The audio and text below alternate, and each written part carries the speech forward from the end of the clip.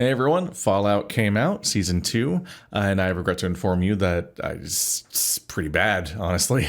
I don't get what they were going for. It's very strange.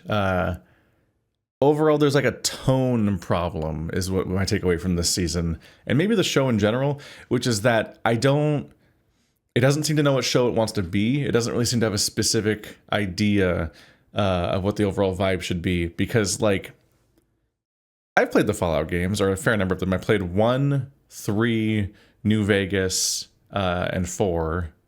Is that all of them so far that I've played? I think so. And so like there's an overall sort of tone thing that goes on with them that's a little dissonant, but it's like it works, which is that you're going through this wasteland and there's like horrors and concerns, but it doesn't really dwell on the horrors. It's rarely like overtly scary or upsetting. It's more like, this is the fucked up thing that happened. It sucks that happened, but there's like a goofiness to it. All the characters are like kind of over the top and a little cartoonish, a little silly, but still like mostly comprehensible as being like human beings that exist in some way. It's almost like this idea that like just normalcy has eroded, and so you're going to have characters that have very different standards for behavior, or it might just be over the top characters because in some ways they might even be like ruling their little abodes and communities by being a larger than life character and kind of projecting that, so that sometimes that might even be put on a thing. This is a thing that even at its worst, the Walking Dead show largely understands, because it keeps making up new villains that aren't in the comics in its various spin-offs. And usually they are like some kind of like tribe or group that has like a gimmick of some sort. It's like, these are the guys that really are into this kind of thing. They're all really unified by this ideology or this aesthetic, and their leader is just all in on it. And that's all Caesar's Legion stuff, basically. Like The Walking Dead constantly is doing versions of that to some extent. And so like, there's a certain like somewhat silly but like kind of serious tone to Fallout, where it never gets too dark and never like too self-reverent necessarily, but kind of hangs out in that sort of like playful the playful space of like being like something that is like satirizing something on some level and commenting on something, and that's partly enforced by like that dynamic of like the over the top gore action crossed with like silly old timey music and stuff like that. Like that's the thing they've been doing forever, to the point where it gets borrowed in other media. This season baffled me because it doesn't seem to know what it wants to do, because there's no comedy, or at least I don't think, it at least never made me laugh. There wasn't any part that I thought was funny. And it doesn't feel like it's trying to make me laugh either all that often. But it also isn't full of like cool action, but it's also not full of like really tense scenarios for the most part. Instead, it just kind of runs through like gray porridge. Like it's just consumable. Like you can burn through the 8 episodes and it doesn't challenge you that much, but also just kind of doesn't do much. It just, everything feels like it's setting something up, or like insisting on its own importance. So much of this season is spent being, I guess, what you might call literally pretentious, which is that it keeps making a big deal about itself. There are so many scenes where somebody gives a meaningful look or is really upset, and it's just about like the everything of it. Like this season of Fallout seems to primarily be about the existential threat that is nuclear war, which is not usually what the games are dwelling on necessarily, even though that is the backdrop and the setting of the thing. And nukes even do come up again in various storylines. Like the nuclear war is important. Fallout was made by people that think nukes are bad, which is not much of a take, I guess. But in this one, they keep making a big deal about that, in part because they have so many flashbacks. So much of the season is spent in a series of flashbacks where Cooper the Ghoul, or the Ghoul-to-be, is like upset with his own wife for working at Vault Tech, and they're dwelling on how evil Vault Tech is and how bad nukes are. which on the surface of things is kind of a boring thing to fixate on, just because, like, yeah, no, I get it. Like, it's not, I know that nukes are bad. We're all exposed to Cold War media stuff of being like upset about this kind of thing and being worried about this kind of thing. So we're familiar with that overall idea, but are you going to like do something with it? And there's very little interrogation of why the nukes should drop and why Vault-Tec wants them to drop, or why Vault-Tec is what it is, or why Vault-Tec is so evil and does all these fucked up experiments on people. Because for those that aren't initiated, I guess I should introduce Fallout for people that are suddenly watching a season 2 video, I guess.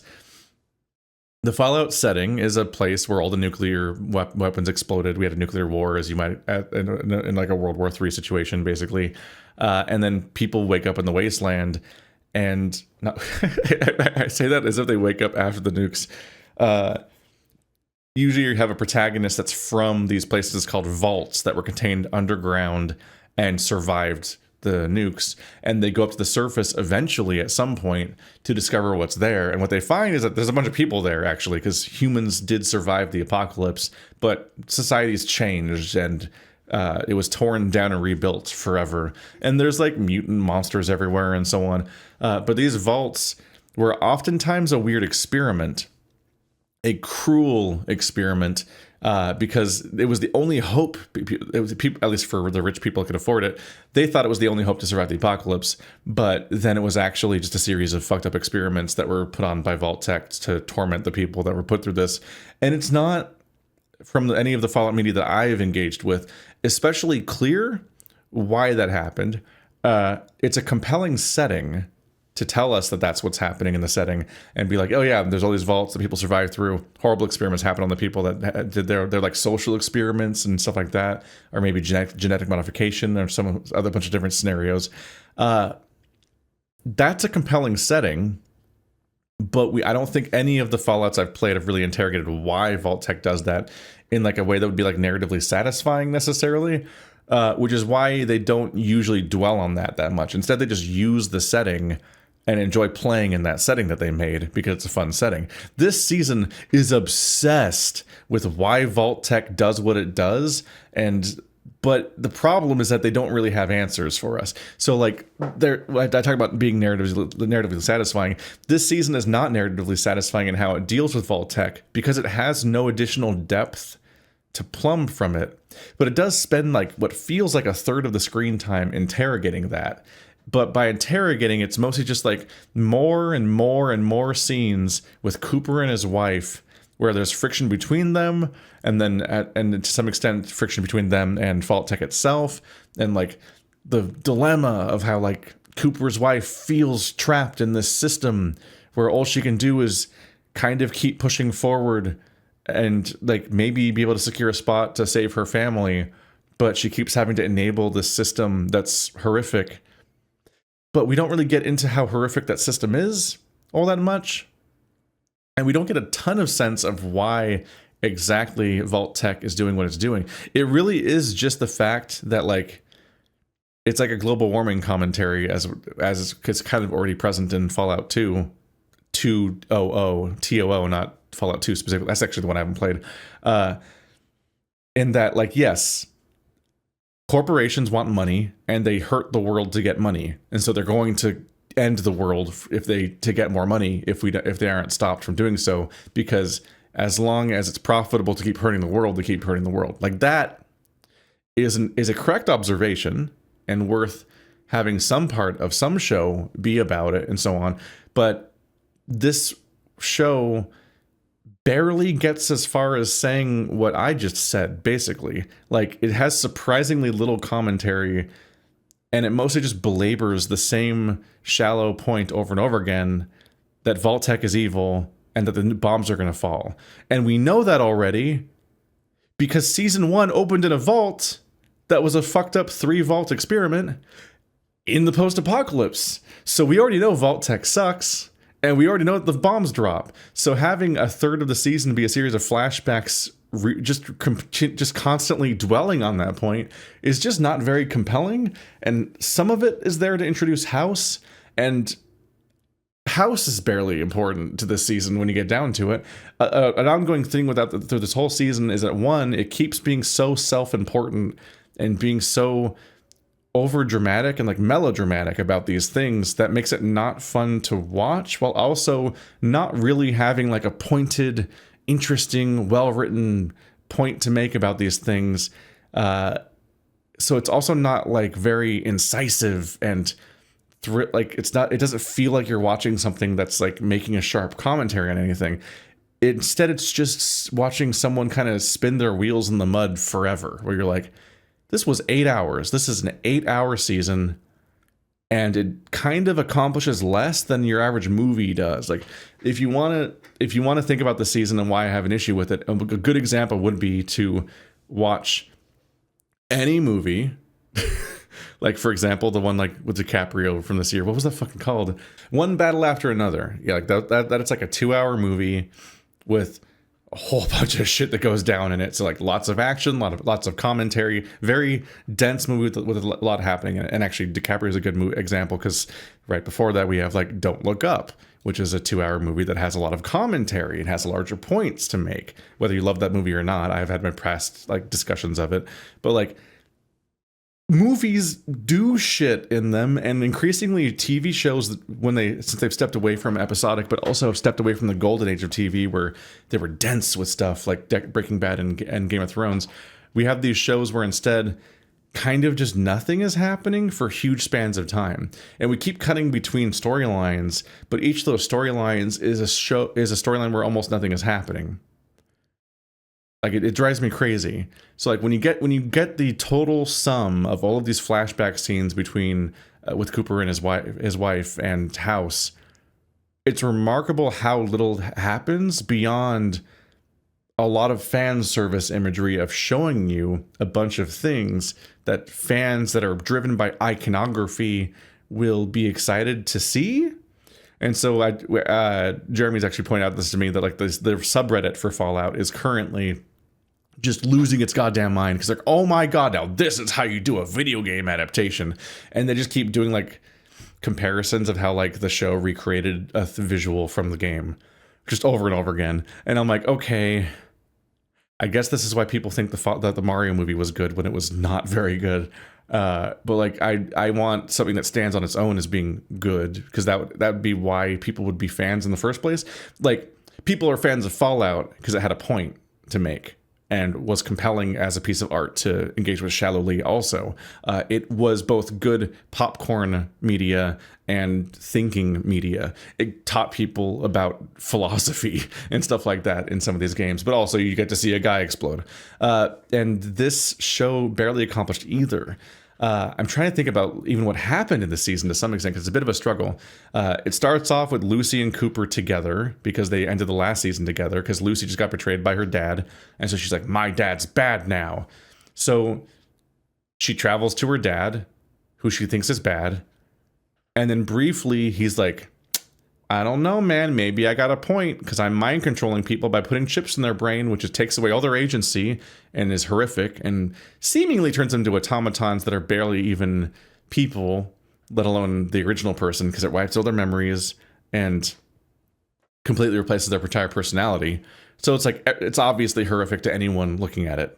Like, the fact that peace is technically achieved is made pointless by the fact that the people aren't the people anymore. So Lucy obviously doesn't like that, but they briefly tempt the idea via a gotcha of some violence breaking out. They briefly attempt the idea that like maybe she'll have a crisis of faith, but then ultimately she's just like, no, this is fucked up, and she barely was driven off her course at all, and she puts a stop to the fucked up brain chip stuff, or at least tries to. A little unclear whether how resolved that is, and that's her entire storyline for 8 hours.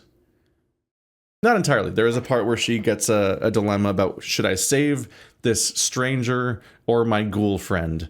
She's a rad scorpion stings a stranger and stings her ghoul friend Cooper, and she has to pick which one to save.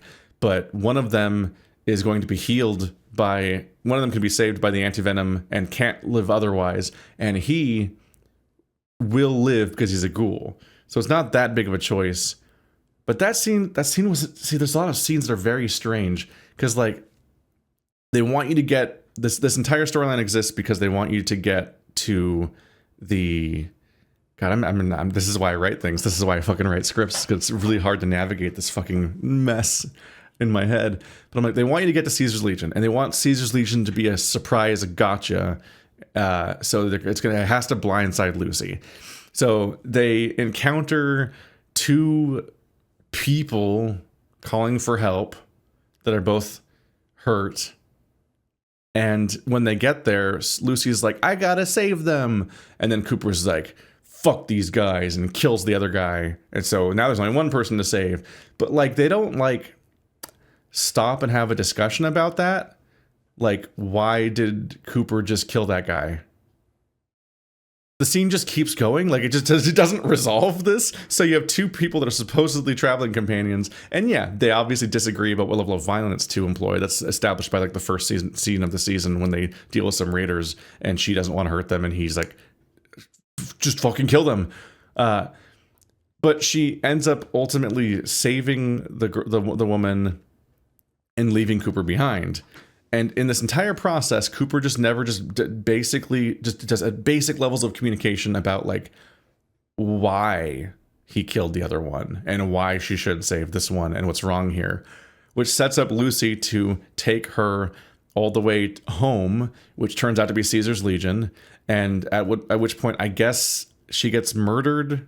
The person she saved, she gets murdered because she's not with her owner, because they're slaves, because they're Caesar's slaves. So she returned Caesar's slave to Caesar's people, which the slave the slave themselves guided her there, but I guess didn't know she was going to die the moment she got there, which itself is just like, what motivates any of these characters? Why would she go back to slavery if she's going to die immediately? Does she know she's going to die immediately? I have so many questions because like so much of the stuff isn't really unpacked, and no one does things that make sense because they just want to get the pieces on the board to make Caesar's Legion to come on the screen and have it be a surprise gotcha.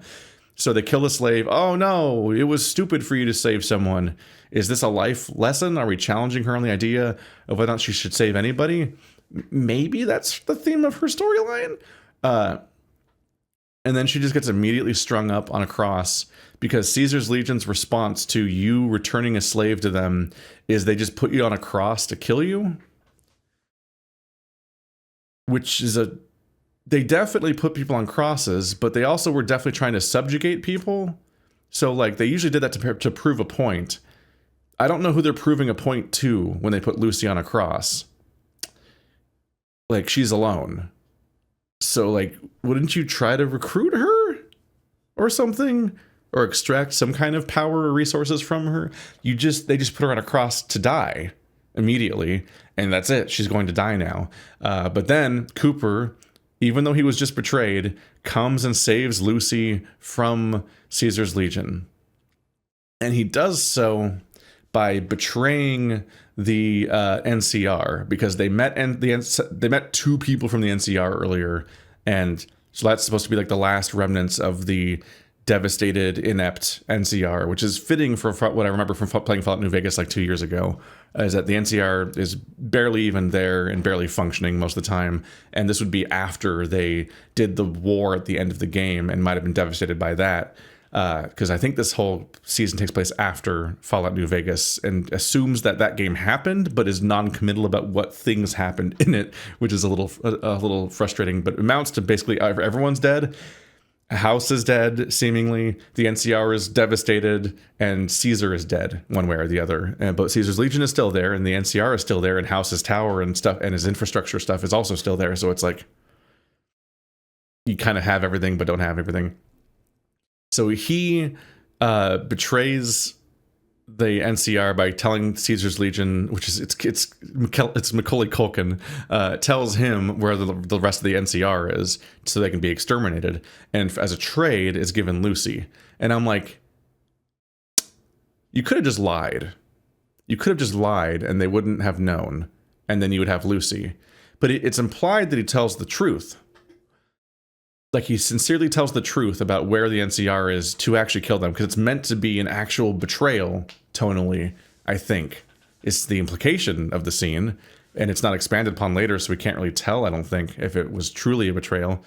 But then he also detonates an explosion, which ignites a civil war, because they're currently having two warring factions of Caesar's Legion in the same camp that are fighting over who's supposed to be leader after Caesar dies.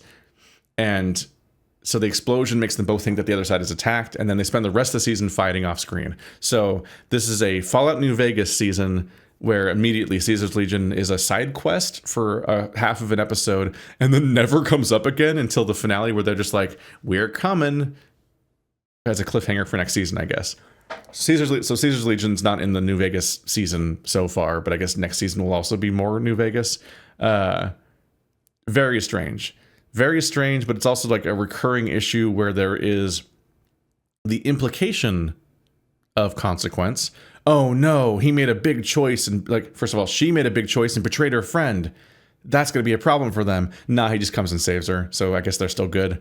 Oh no, he betrayed the NCR. Well, all the NCR are going to die because of, or at least locally, because of Caesar.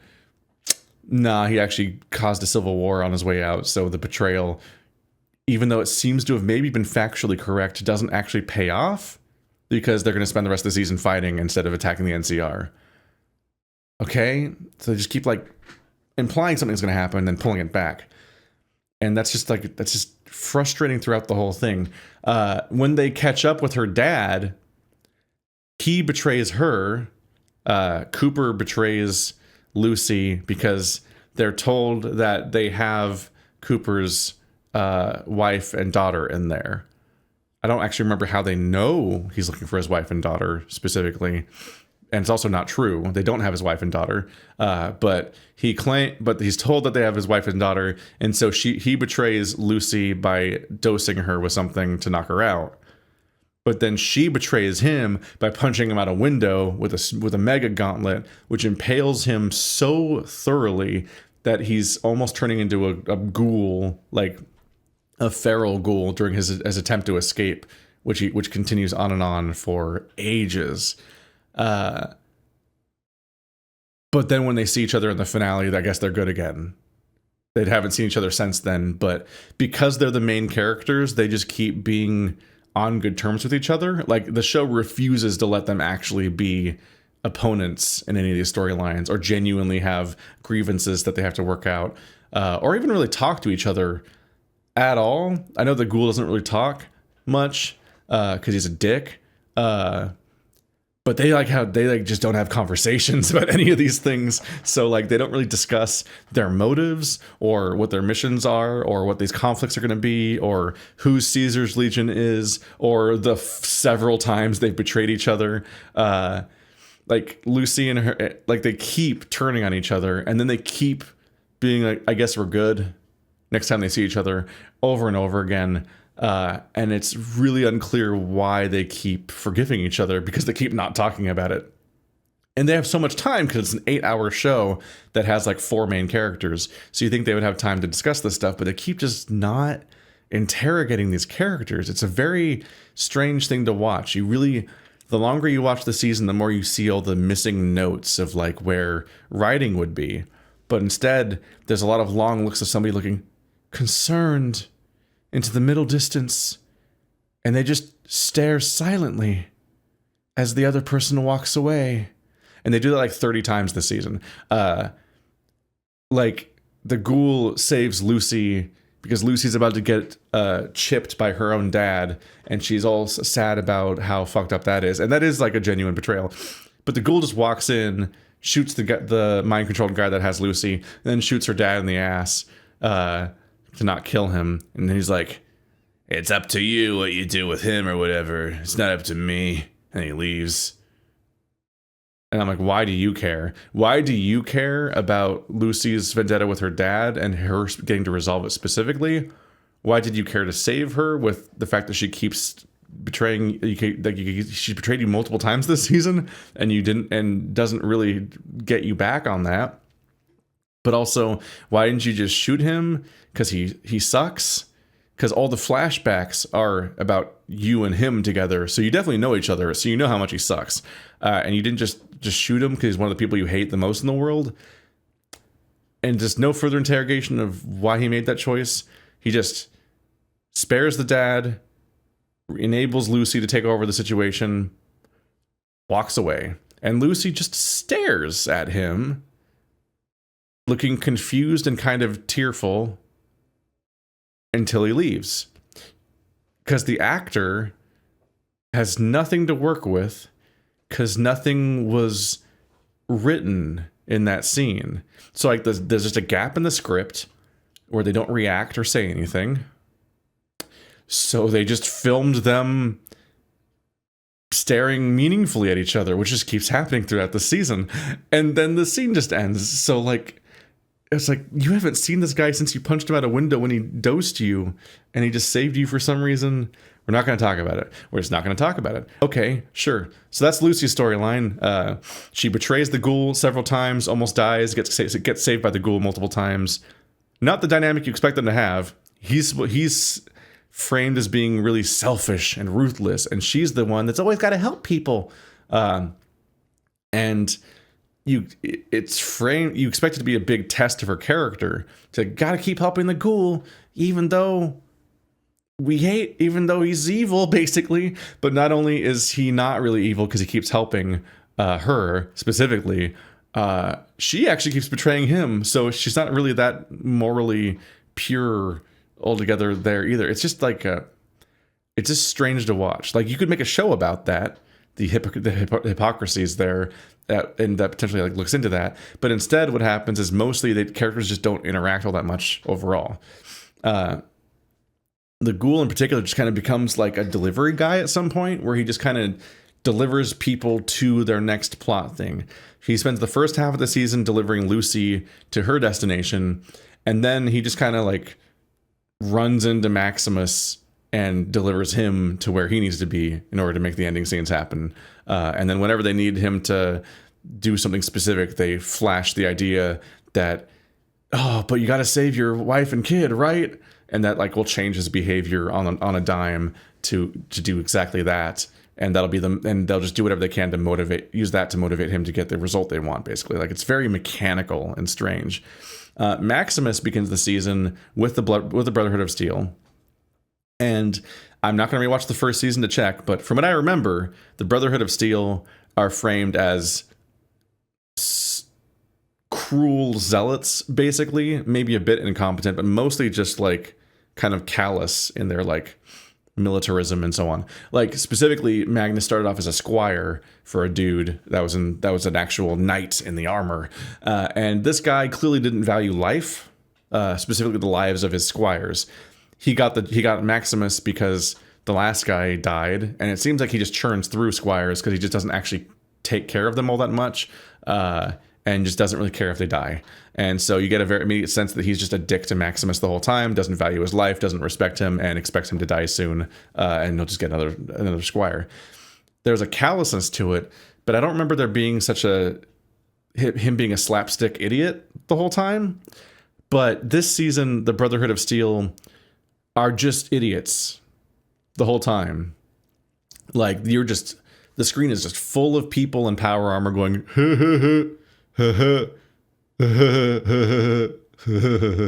like the joke voice you would do for like a guy who's really high. That's their performance the whole season. Like, they have a voice changer making their voice go deeper, and they're just going, well, it'd be funny if I held this grenade in the middle of this political meeting and I armed the grenade. Dude, it's funny. And then the guy has to walk over and like disable the grenade. Like, dude, stop arming grenades in the middle of the political negotiation. That's a real scene. That's a real scene that happens. And it keeps happening. Stuff like that just keeps happening. They're just weird idiot toddlers going, and we're supposed to watch them all season. which is this goes back to the Vault Tech thing, which I forgot to mention. Because like we're supposed to take these guys seriously on some level as like a political force because they're a fucking invading army that extracts technology and kills people, and they're racist, and they hate ghouls, they hate super mutants, they'll kill anything that isn't pure from their perspective. Like the more you go through the series, the more that the Brotherhood of Steel comes off as being like overtly fascist and upsetting. And here there's like and they just that's like their whole performance the whole season, and you feel insane because you're like, am I supposed to take this faction seriously at all? Is this a show or I'm supposed to take things seriously? Because they keep giving me those longing looks about the nukes and about Vault Tech and about every scene happening, having like paralyzed by my emotions while I watch you walk away shots that keep happening. There's so much implied tension in the show, but then the factions are like this guy just going and you're like, I don't how am I, is this comedy? Are they going for dark comedy? Is that what the implication here is? That like these guys are all super idiots and it's supposed to be funny, but because of how serious things are? Because they're not nailing that tone either. Like I enjoy a dark comedy, and this isn't nailing dark comedy, mainly because it's never funny. But I think we're supposed to take the Brotherhood of Steel seriously. But they're idiots. They're like comical idiots every second of existing, to the point where you can't even believe that they still exist and are real, because they would have wiped themselves out from how stupid they are, clearly. It's like it's maddening, because I'm like, there's a version of this in Squid Game, which is that in Squid Game, the billionaires show up that are kind of enabling the whole thing. They're the clients of Squid Game. The show is for them, and they're here to watch it, and they don't care about if all these poor people die for their entertainment. They're evil, but you never question how they got there. Like, they're billionaires in golden masks, and they take themselves very seriously, and they think that they're hot shit. And they're embarrassing. Like, everyone who watched Squid Game, a common complaint that I think is not really even a complaint, but just it's just an accurate retelling of what happens in the show, which I think is good, is that these guys are not cool. They're not suave. They're not clever. They're not smart.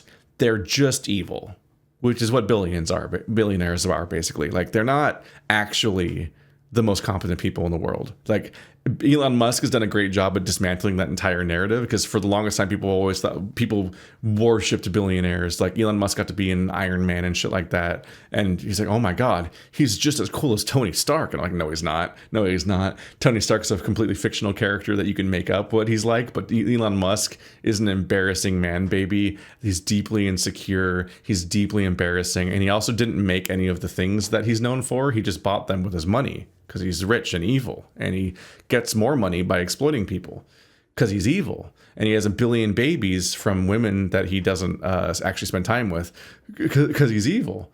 So he just like leaves a bunch of fatherless children everywhere unnecessarily, and then pretends it's because he's so busy working at his job where he doesn't actually make the thing, because he's evil. So it's like, I love the evil, embarrassing billionaires in Squid Game, because they're completely accurate to actual real life billionaires, which is that they're just all of the hero worship about billionaires is just PR that they pay for by funding them being hyped up in media and in news that they own, and so on, because they're evil. So the Squid Game guys are great because they're embarrassing. They've never engaged in real life. They're surrounded by people who just laugh at everything that they do because they want power too, and they want to be taken care of, and also don't want to be Squid Gamed or anything bad happen to them. So everyone laughs at their jokes, so they think they're funny, and everyone constantly compliments them and yes mans them, so they think they're smart. So they just say really dumb, embarrassing stuff, and they're terrible in that show. So hard to watch, and that's completely accurate to real life billionaires. So like, I get that, but here in Fallout, they're a hyper militarized group of zealots that are supposed to be really dangerous and have a really fucked up ideology, and also, yes, would be like a bunch of knights that don't value the lives of their squires because they don't respect life and so on. Like, The part where they don't respect the life of their squires, that makes sense. The part where they're in the middle of a room that is political negotiations, there are currently the leaders of each faction of the local Brotherhood of Steel chapters are currently negotiating with each other. And then the guys are just standing there in power armor going, what if I arm this grenade right now? And then he arms the grenade in the middle of the room full of all of the world leaders, including his own, and then has to be like chastised like a baby to not do that. Stop, like literally like the way that you like try to get your cat to stop fucking clawing the furniture embarrassingly in the corner when you're talking to people. But it's a grown-ass man who is like the highest position of their military, and that besides the leaders, and that he like gets to have the power armor. And I'm like, what the fuck are we? Is this a comedy or not?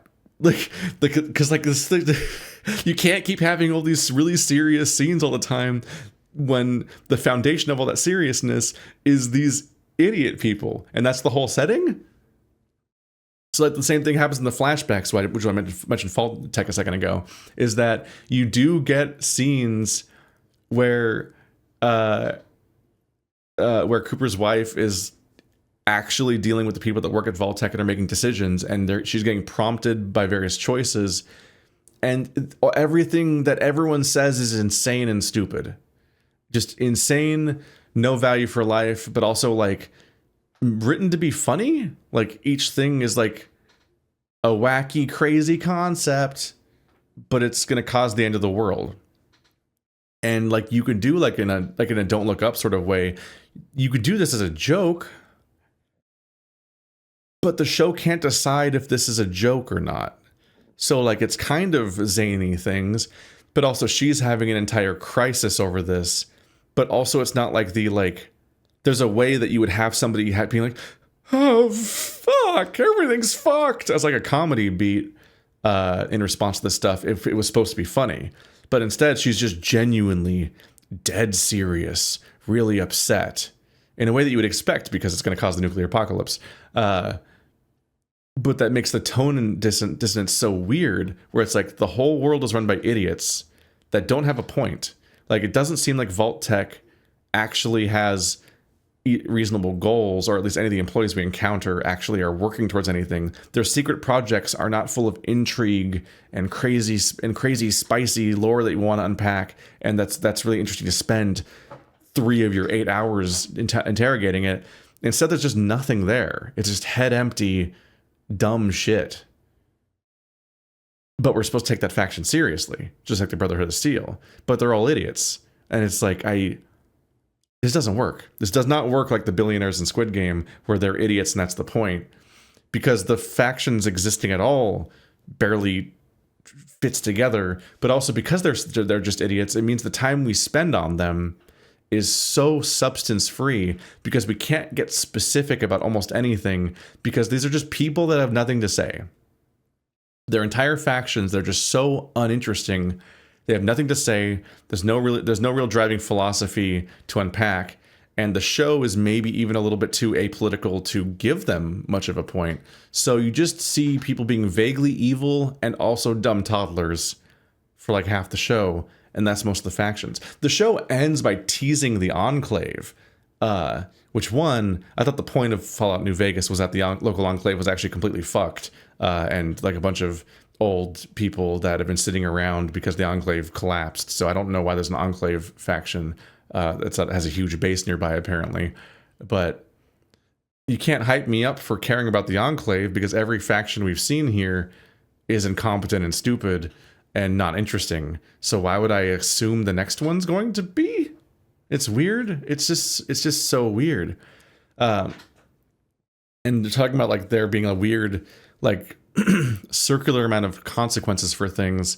That was a weird sentence. The way that they imply consequences for big actions, but then it kind of doesn't play out that way anyway. The Brotherhood of Steel, Maximus ends up going. The Brotherhood of Steel is planning on betraying the larger Brotherhood of Steel. They're planning on going against what they would want. But then Maximus goes on a little joyride with the ambassador or whatever of like the larger Brotherhood of Steel group. but then has to kill him because that guy's going to kill children because he's so evil. Because that's how writing works on the show. It's like, oh, no, don't kill the babies. I'm going to kill the babies. No, don't kill the babies. And he kills the guy because he's going to kill the babies. Okay. That, to be fair, is about the level of moral choice that usually happens in Fallout 3. It was like do you eat babies or do you feed the homeless was like the moral choices in Fallout 3, basically. Very like KOTOR stuff. But then it's like, oh, fuck, you killed the ambassador. Now we're going to be at war with the Brotherhood of Steel, the main faction of it, from the east or whatever. But then all of those warring factions are already at each other anyway. Like I might be misremembering this, but I think they just do a civil war anyway and wipe each other out. So the local Brotherhood of Steel chapter just implodes anyway. And so it didn't really matter that he did that. So like there is this, oh shit, what's going to happen? How are they going to deal with being at war with the larger faction? Just like the previous things where they imply something bigger. But then they just implode. So it doesn't really matter, I guess, that they killed that one guy because the Brotherhood of Steel, I guess, might just be gone, I guess, or something like that. They frequently leave the consequences of anything that happens this season open so they can just write anything they want next season and not have to deal with any concrete consequences. So we at least see some Brotherhood of Steel Zeppelins exploding, and then we leave, and then they never come up again for the rest of the season. So implied destroyed, but also they might come back later. We'll see, I guess. It's the lack of consequence makes it very frustrating because you're like, I can't tell what I'm supposed to think about any of the storylines. But he leaves with cold fusion. It's a little MacGuffin. Just a little vial with light inside of it. It's got infinite energy functionally is how they're treating it. So that's the MacGuffin of the season. And so Maximus unfortunately then starts turning into like Finn from Rise of Skywalker in that part, they didn't have anything for Finn to do in the final Star Wars movie. So he just keeps yelling Rey a lot and big, where's Rey? I gotta find Rey. Where is she? Rey. And then he keeps yelling Rey all the time. In this one, he just like, I need to find Lucy. I have this MacGuffin and I don't know what to do with it, but Lucy's good. So Lucy would know what to do with it. So he just is obsessed with finding Lucy now. Lucy never thinks about Maximus, doesn't give a shit about Maximus, has no desire to find Maximus, unconcerned with Maximus, has not, I don't think she thinks about Maximus or considers looking for him the entire season. So very one-sided, which is its own, like, just a bummer for Maximus that he's just like obsessing over Lucy and she's got her own thing going on, so is not looking for him. But she's like, no, she's good. And this thing is powerful. Has to go to good person because she's good. She'll know what to do. She would not know what to do. She barely knows the setting that she's in. Weird assumption to make. But then the ghoul just is like, he just starts walking with the ghoul, and the ghoul just takes him to an NCR power armor. And then he immediately relinquishes the cold fusion to the ghoul to trade for the power armor. And I'm like, you don't know for sure that you even need that power armor. And you just gave away the thing that was so powerful you couldn't give to anyone else. You just gave it to the ghoul that you think is evil, when you just spent the last episode or two talking about how bad you need to give it to Lucy. There's also the part where I hit a bit of a breaking point where I'm just like, there are so many episodes of this show where we're just watching people in transit. Like, the storyline of an entire like episode and a half is just the ghoul, and it's just Cooper and Maximus walking in the desert. And you just kind of check in on them every now and then, like, yep, they're still going somewhere. And then they trade for the power armor, and that's their whole storyline for the season. Like, so little happens in each storyline throughout the season that, like, they're just juggling so many different storylines at once that nothing happens. And so they're just going in slow motion continuously. This really hits a head. This comes to a head when he takes the power armor and he's going to fight the Death Claws on the Strip, because the Strip is overrun with Death Claws, apparently. And so he needs to fight his way, not into the tower, but just kind of fight enough for the ghoul to get into the tower. because the ghoul couldn't possibly sneak into a tower like under cover of night or any other context that doesn't involve needing an entire power armor and an all-out war against all these guys. And here's where we have some of the worst, I don't know if we call it directing or editing, but the show really falls apart, which is that it's trying to do fan service. It's like, oh my god, it's death claws. Oh my god, it's power armor. But the fucking death claws are made of paper.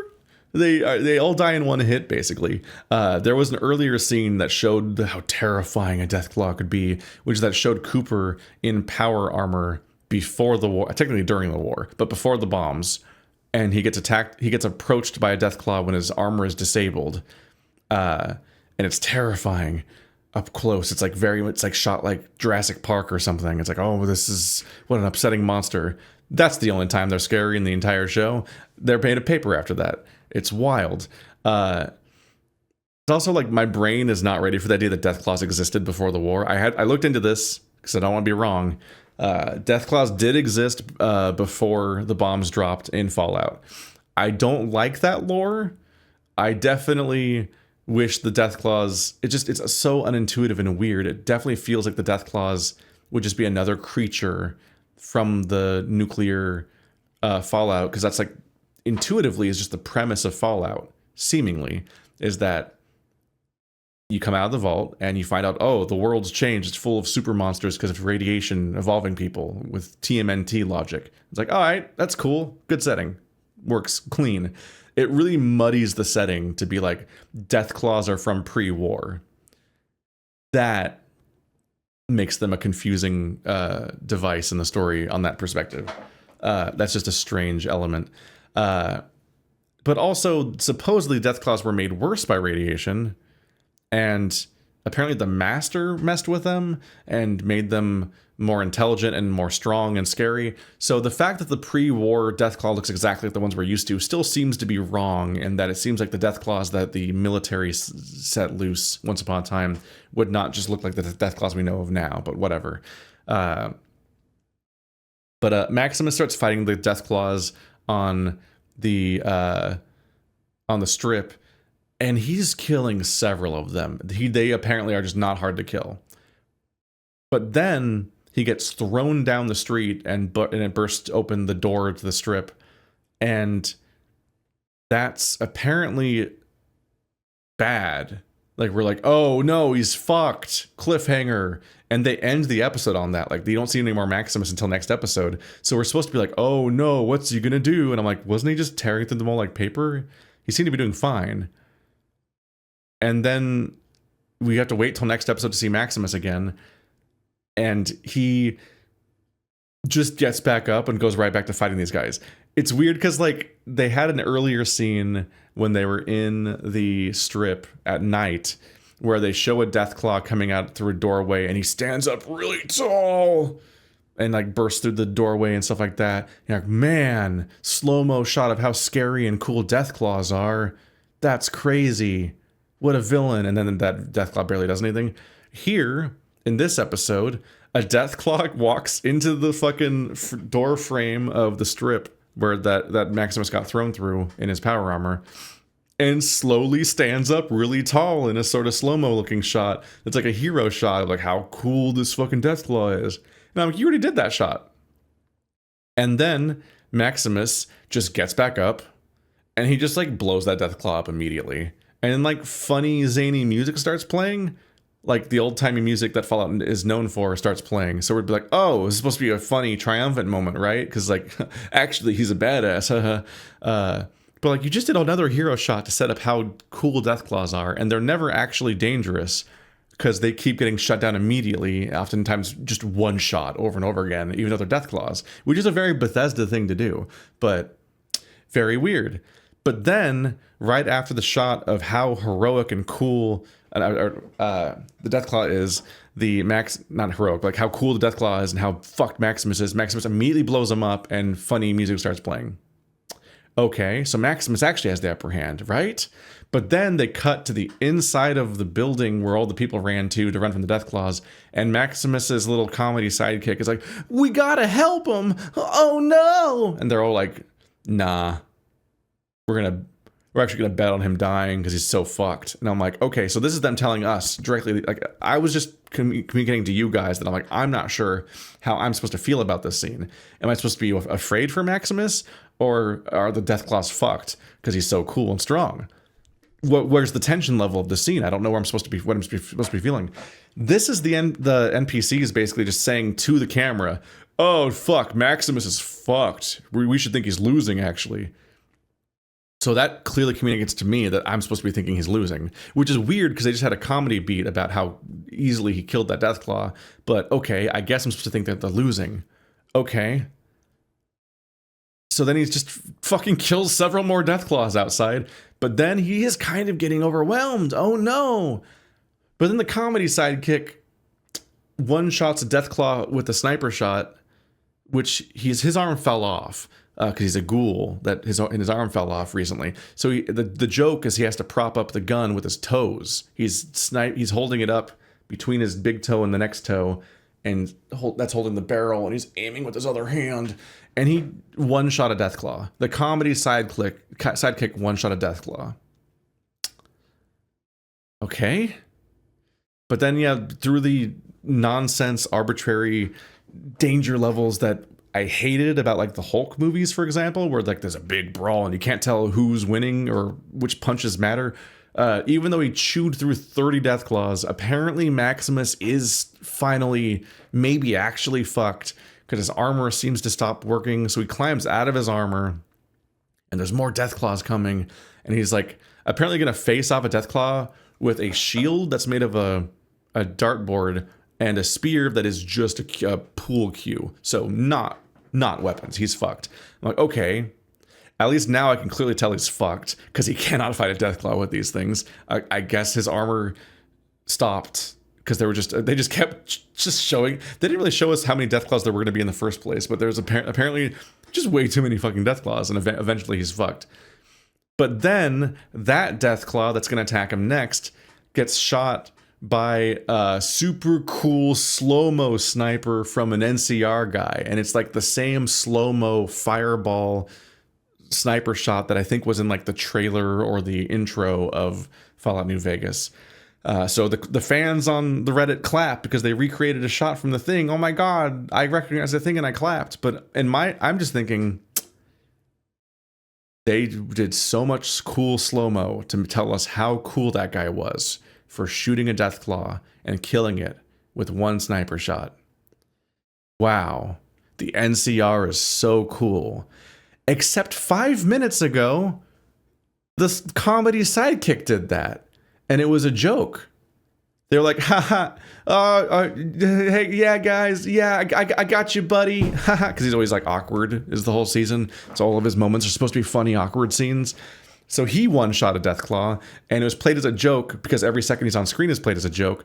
And then he's like, oh fuck, I gotta reload, and he's like struggling to reload because he has one arm and he's holding a sniper with his toes. So he's not gonna do it again, I guess. But like, he one-shot a Deathclaw. That's like the most dangerous thing in the setting, practically, and he killed it in one shot. So you can't really cash that in as being a cool thing for the NCR to do and give them a crazy slow-mo hero shot when the comedy sidekick did it 1 minute ago. It's just the same act. They did the same act twice with two completely different tones. And this is why I'm constantly losing my entire goddamn mind, is that I don't know how I'm supposed to feel ever. And if I take the instructions that the show is projecting to me, like, you should feel this now, it's incredibly contradictory and nonsensical and random from moment to moment. Just completely like, Maximus has the funny music playing when he bombs something, but oh no, he's fucked. But oh no, he's fine. Comedy sidekick can even the comedy sidekick can kill a Deathclaw. Oh, the NCR is so cool for killing a Deathclaw. And you're like, oh, who the fuck directed this? Like, I don't know if it's the writing, the editing, but like the choices made here are so strange. Like, you've really got to pick like, either Maximus is like so cool and awesome, and this is just him chewing through a bunch of Deathclaws, and you set it to music and let him be cool and let it be like a stylish, fun sequence and let us just have fun with it, or you sell us an idea that he's really fucked and he's so in trouble And oh man, it's really down to the wire. It's like the 300, man. Like it's the final stand of Maximus, the ex-Brotherhood of Steel guy. You got to pick one, because they could not pick one. So this whole time I don't know what the tone is, and it feels like they tried to distract us from that by having it just be interspersed between the other scenes, because they're juggling this with Cooper and Lucy's storylines. So it's just interspersed between them. But that just makes things more confusing, because the other storylines have more time passing and are kind of happening all day. And it just, but Magnus's storyline seems like it's playing out over the course of like 10 or I keep saying Magnus probably. Maximus's storyline seemingly is playing out over the course of like 10 or 20 minutes. But it's happening over the course of like 2 hours of television. Like, I'll remind you, because like this fight against the Deathclaws continues all the way through the finale of the season.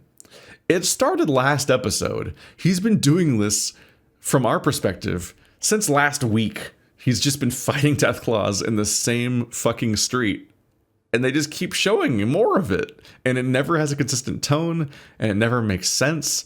And it just stretches on forever and just wastes time. And you're like, once again, let's try to recap what a character storyline here was. Maximus, he started the season with the Brotherhood of Steel, goes off with a guy and has to kill him for a moral choice. So the Brotherhood of Steel implodes. He grabs the cold fusion, says he won't give it to anyone but Lucy, immediately gives it to the Ghoul instead, gets this armor, fights some Deathclaws. That's his storyline for the entire season. That's a storyline of one of the three main characters in an 8-hour season of television, is just that series of things. It's so strange. I'm like, I genuinely don't know where the time went. Like, where did the 8 episodes go? It's very odd. And then at the end, he reunites with Lucy, and they're like, hi. That's the only interaction they have all season, if I remember correctly. I thought the show was one about juxtaposing Lucy's reaction to the wasteland. You have a plucky vault dweller and then the crazy wasteland, but also her perspective versus Cooper and Maximus's. But immediately we have a second season where Lucy and Maximus don't interact at all, and where she's separated from Cooper for half of it, and it mostly just amounts to like, there's a couple of action scenes where Lucy's like, we should not kill people. And Cooper's like, I'll kill people. I don't give a fuck. And they just hit that beat like twice. And then they barely interact because they're constantly separated from each other in the first half, because they keep going away and then towards each other. And then the second half, they're completely separated because Lucy's in the vault with the mind control people. So we don't get our character dynamics between these characters, and we don't get character dynamics between like her and the wasteland. So like the show kind of already lost its premise completely, and it's part of why it's so boring to watch, I think.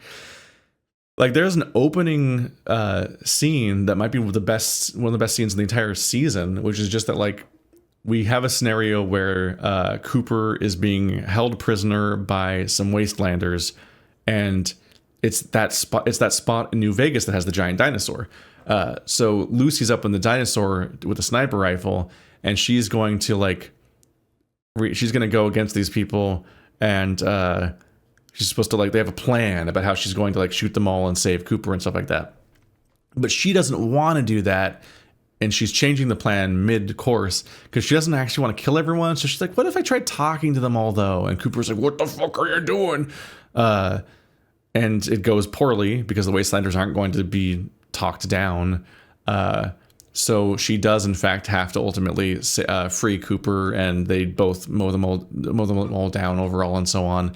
And that is seemingly what the show is about, but it happens for basically that scene, and then we never really get that dynamic ever again, and especially not with that clear of motivation. Like here we have a very clear idea of what Cooper wants, what Lucy wants, and they both know what the other one is thinking and why, and they're at odds with each other at long distance. They're having a Wi-Fi argument of like, what the fuck's wrong with you? It's like, I don't want to kill them though. And that dynamic where they understand what's going on and they're at conflict with each other and we understand the motivations of everyone involved, and there's comedy and action coming from that, never happens again for the rest of the season, for as far as I can tell, including scenes with those two characters, in part because when he just kills that one slave, you don't know why he's doing it, and she doesn't know why he's doing it, and they never argue about it or justify it further. So like the season, it's like very weird to watch the opening because they seemingly understand the appeal of the show for like 10 minutes and then dump that in a hole and do really boring melodramatic things for the rest of the season that have almost nothing to do with the thing that was why the show was fun at any point. Very strange. There are other storylines that are extremely stretched out. Like Lucy's brother is stuck in a room with a brain, which I totally forgot about, but I think that's where he ended up last season. And so he has to get out of there. And the brain wants to kill him, or force him into one of the freezing things for part of the experiment, basically, for their goal. He responds by waking up all the people there, because there's a bunch of people in cryo in that vault. And so he then pretends to be leading them on a mission that's totally sanctioned by Vault Tech. But then they find him out, and they try to kill him. And then coincidentally, rad roaches show up and kill all of them. So he leaves just wheeling away the one friendly one. And they somehow string that along for 8 episodes. Like, it's barely a paragraph of plot line that plays out, and they string it on for so long. And also everyone's dead at the end of the storyline except for the one friendly one. So it also has like no lasting impact overall. There's a fight between the two vaults that the story was originally about, which we don't expect them to be a recurring thing in the story necessarily. The whole point is you leave a vault in Fallout and you don't know what's happening back there. And then when you go back, they don't want you to live there anymore, usually, because you've changed so much. It's the hero's journey. But this show doesn't get that, so it dwells on the vaults a lot and spends so much time in them, even though we've left them behind. So they're inherently kind of not super interesting.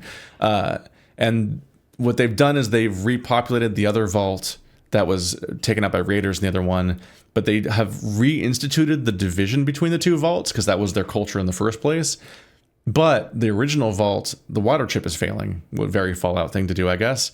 And so there's just like the other vault, the one that was depopulated before and is now repopulated, is run by the lady with the eye patch, and she doesn't want to give them the water. You're not going to get water. I'm evil. And she does this to blackmail the leader of the original vault into giving her something from a vault, from the other side of the vault, that she can't reach on her own, apparently. Meanwhile, she's like forcing a guy to marry her, but she'll never look at him or talk to him or spend any time with him, but is performing the fact that they're going to get married for some reason. I don't remember if ever justified, honestly, why she's like that. And then he ultimately is just like, she's fucking evil. Fuck her at the wedding. And everyone turns on her immediately. And she hides in the overseer's room because she's the overseer. And she opens the thing that she got from the other vault, and it lets her contact the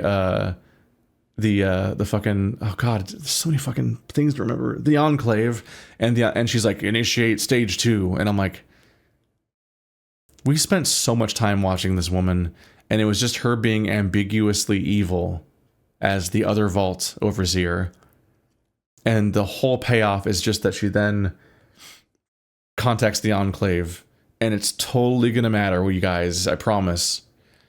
So it's just watching a storyline spin in the mud again, where you're like, kind of nothing happens all season, but it promises something will happen next season, which is most of these storylines on some level. Is just like, maybe we're setting something up. Keep watching. And you're like, can you make a show that's fun to watch? Like, can she have motivations that are understandable in the moment? Or like take actions that make sense? Like, why is she obsessing over marrying this guy, but also doesn't ever interact with or talk to him and ignores him in the same room? Like, what is her deal exactly? And in particular, can we do something with more variety? Like, if we're going to cut to the storyline 10 times, it'd be nice if we weren't doing the same thing every time, because so many scenes just reinforce over and over again, this is a weird relationship they have. She weirdly demands it's happening, but also doesn't respect it at all. And they just keep showing it again. And I'm like, okay, no, I get it. I get what their dynamic is. Is it going to progress? And the answer is largely no. Besides the fact that the wedding happens and he's like, this is how things have been going, and everyone attacks her. And I'm like, that was the whole season? Like, it's just like the fact that storyline's happening and the only payoff is just, by the way, the enclave exists. And then Lucy's brother has a whole season storyline that also eats up a bunch of screen time, but it's just him accomplishing almost nothing, but it ate a lot of screen time. It's like, what the fuck was this season? The season was all filler, right? Like, just all of it was filler in almost every way, except for the fact that Lucy reaches her dad and doesn't, and then defeats him, basically. Sort of. He kills himself, but like, that's a storyline that happened. Because it feels like Maximus didn't really have a storyline beyond falling back out of the Brotherhood of Steel, but we already established in the first season that he fell out of faith with them to some extent, or like, his faith in them was destroyed to some extent when like he had that relationship with his knight, and clearly was wrong to believe in this faction. Cooper is just always looking for his family, and he's still looking for his family. When he gets into the vault, it just opens up the cryo and his family's not there, and there's just a postcard saying that we're in Colorado, so go look for them there, I guess. So he's just in this static space where all he does is rescue Lucy a lot and look for his family. It's just so fucking boring. It's such a boring thing to do with the character that as far as I can tell, everyone likes. Like, there was so much goodwill for Cooper in season 1, and everyone's ready to like this character. Do something with him. I'm losing my mind. At least have him like hold a grudge or two. Like, he seems like a guy that holds a grudge. He seems like a no nonsense, if you fuck with me, I fuck with you, and I end it kind of guy. Because he survived in the wasteland this long. He seems like he should be ruthless. But no.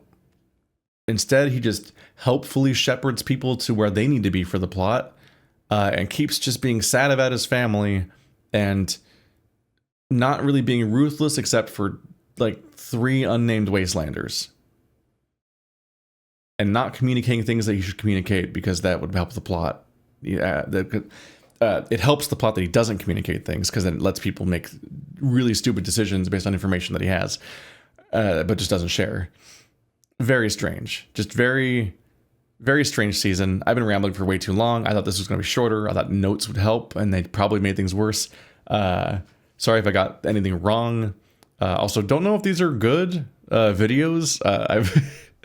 I have media opinions.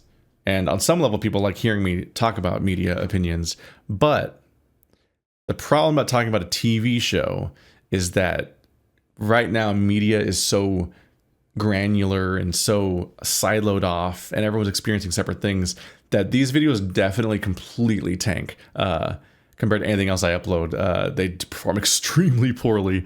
So while I do think it's a type of thing where like there's a part of my audience that wants to hear me talk about this stuff and enjoys that, I do think it gets crushed by, unfortunately, like just the way that the algorithm works, is that media takes don't work very well outside of video essays, basically, because without enough import to make people want to watch it and have it go viral in that way, instead it's treated like very super niche content that only a handful of people care about, and so the algorithms would immediately think it's like, oh, this is a bad video, and then doesn't share it, which admittedly not an impressive video. It's just me rambling in my room about a show and not even editing clips in, because that would be a monstrous amount of work. And if I'm going in, I'm going all in. At that point, if I'm editing clips in, I would then be like, well, now I've got to fact check everything, and now I've got to like really think about like what's worth saying and what's not worth saying. And I could like tighten the structure of this, and before you know it, I'm making a video essay,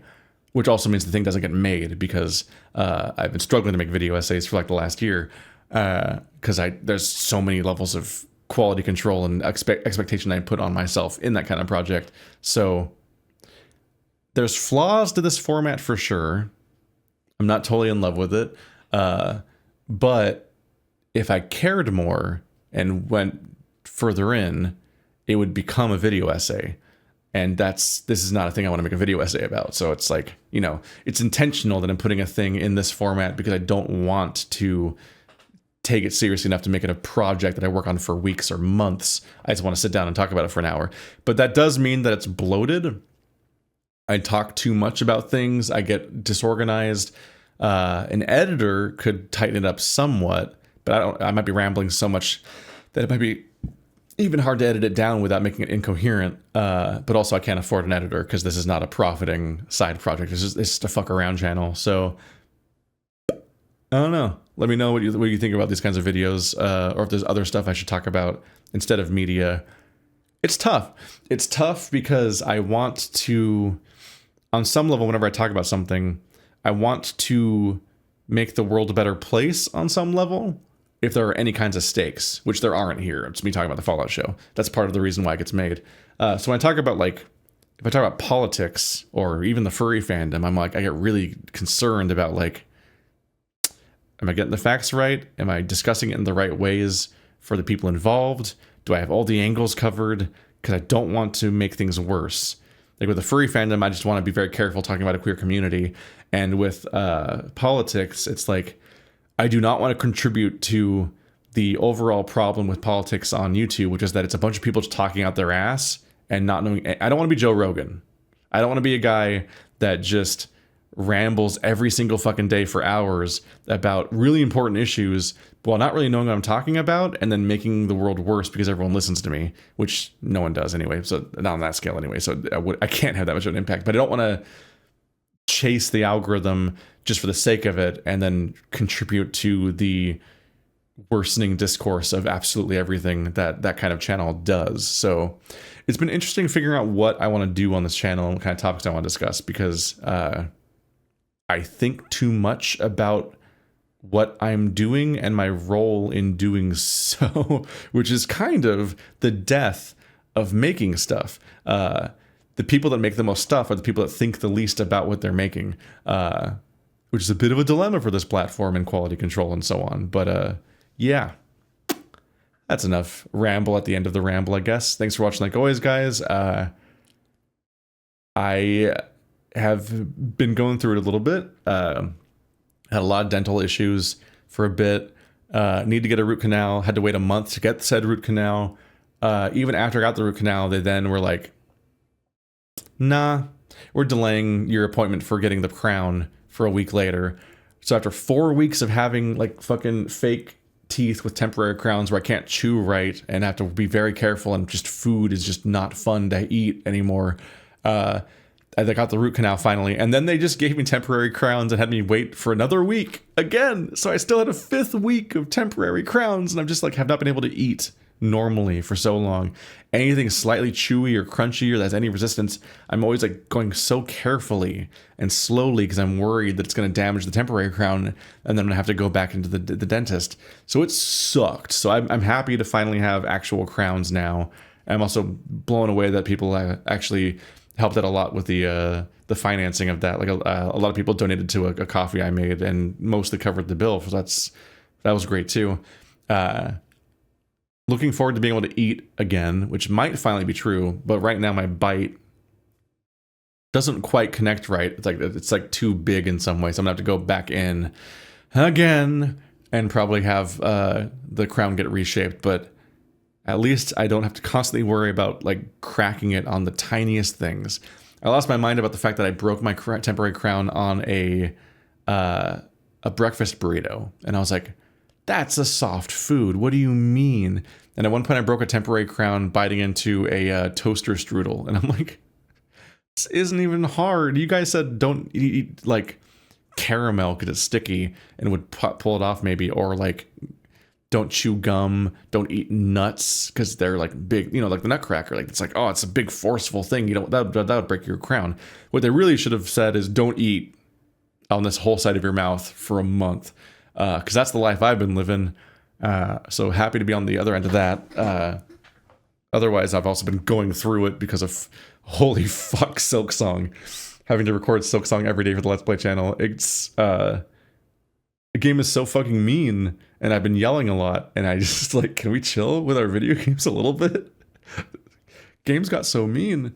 All right, video over. See you guys next time. I don't know why I'm so incapable of ending a video that I just make it longer every time.